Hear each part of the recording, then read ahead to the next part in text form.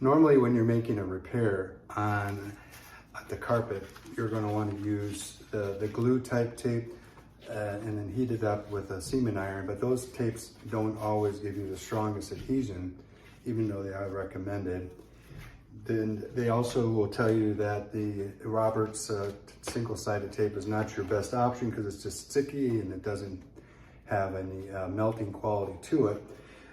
But I will show you today that if you use the Roberts tape along with these Gorilla Glue sticks, which you can get at a craft store for $9. You can get this hot gun for $4 at a craft store. I'm going to show you that it actually works out even better.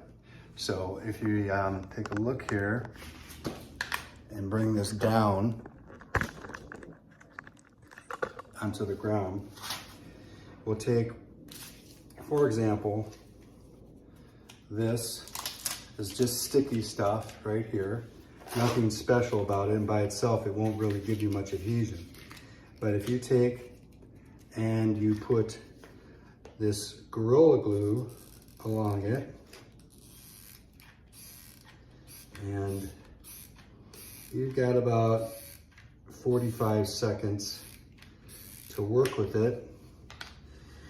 And anyway, you're going to this is to show how well it works together. You sit it down, hold it down for 30 seconds.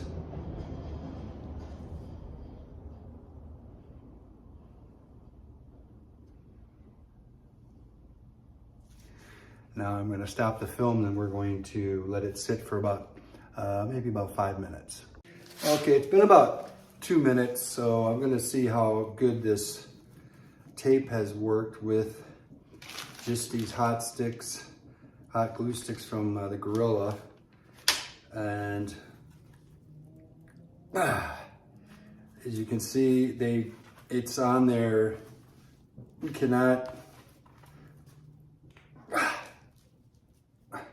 You can't take it off. It's better than when you use the glue tape with the iron.